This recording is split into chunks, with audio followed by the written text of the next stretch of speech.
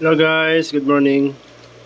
May share lang ako sa inyo guys ang aking basic solar setup. Maagang-maaga pa lang guys. Gumagamit na tayo ng 120 watts. Dalas 9 pa lang ng umaga, naka 12.3 volts na tayo. Siguro parte mga tanghali makaka-full charge na tayo, mga 13 volts. Sa ngayon, ang appliances na gumagana sa atin ngayon ay itong TV, electric fan, CCTV, tsaka yung nasa labas natin na motor para sa ating crayfish aerator tsaka pump. Laking tipid nito guys. Dati kumukonsumo ako sa kuryente ng 3,000. Ngayon 1,500 at 1,000. Yan ang nagagamit ko. Ito lang ang baon kong inverter 1,000 watts na mumurahin lang. Nasa 1,000 plus lang yata yan. Tsaka PWM ba tawag dyan, na solar charge controller. Mumurahin lang, nasa 350 yata. At nilagyan ko lang siya ng tawag dito, low voltage disconnect, para yung battery natin hindi madadamage. Pag nag 12 volts na siya, itong relay natin na ito, papatayin na yung inverter natin. So tayo naman mag-switch na tayo sa Meralco. Ito yung battery ko guys, 50 Ah yan, bali dalawa, 100 Ah na siya. And yung solar panel naman natin sa taas, wala akong video 200 watts yun.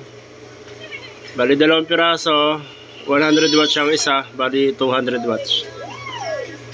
Gawin ko to guys ng vlog sa susunod, kasi bala ko magpalit ng MPPT na solar charge controller para mas maganda. Bali i-reassemble ko yan. Gagawa ko ng vlog paano ba natin to i-DIY assemble. Bali magpa 5 months na pala to, itong solar ko na to, solar setup ko na ito. Basic lang ang aking solar setup. Gagawa ko to ng vlog guys sa susunod, kasi magpapalit ako ng PPT. Mas maganda daw yon, para mas maganda ang charge ng ating battery galing sa solar panel. Guys, yung TV ko, walang patayan yan. Mula umaga hanggang gabi. Kaya nag-setup ako ng solar kasi magastos, laki sa kuryente. Bali ang gumagana ko na lang ngayon habang umaga sa Meralco, aircon, tsaka yung rep ko sa labas. Hindi naman natin kasi pwedeng sagarin to. Itong inverter na to. Ito kasi kahit 1,000 watts yan, hindi natin pwedeng isaksak lahat dyan. Kasi dapat kalahati lang magagamit mo, 500 watts lang. Pero ako hindi ko ginagamit yung 500 watts nyan. Dahil alam naman natin, made in China lang yan, mumurahin lang. Ang ginagawa ko dyan, ang pinakamalaking gamit ko dyan nasa 200 watts lang. Ayan o. Sa ngayong umaga, 119 watts, 120 watts yung nagagamit ko. Pero parting hapon, gabi, pag nagkasabay-sabay na ang gamit, may mga ilaw na, electric fan sa labas, umabot na ng 200 watts yan. Hanggang doon lang ako, hindi ako nagsasagad ng gamit. Kasi masisira yan. Masisira yung inverter natin. Hindi ko nga nilalagyan ng rice cooker.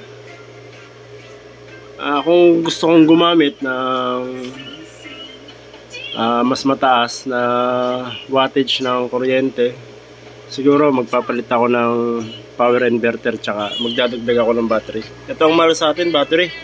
Ang isang piraso niya nasa 3,000. Yan ang pinakamahal, battery. Ito, mumurahin lang yan. Tsaka yung solar panel natin sa taas, mahal. Nasa 2,000 isa. Mahal din talaga mag setup ng solar. Kahit basic setup lang yan, kakain ka ng 10,000 dyan. Pero malaking tapid naman sa kuryente. Basta magandang pagkaka-setup. Tsaka may mga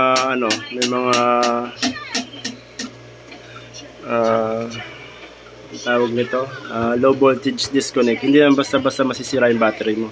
Masisira lang naman yung battery mo kapag sagad na ang gamit. Ayun, mabilis makasira ng battery. Ayan, baby ko. Bebe! Ika dali, bebe. Hello, subscriber. Subscribe naman po kayo dyan. Ang dami. Kumakain ng cake. Guys, abangan nyo. Kung gusto nyo mag-DIY, abangan nyo kung paano natin ito i-reassemble. Yes, maraming salamat sa inyo.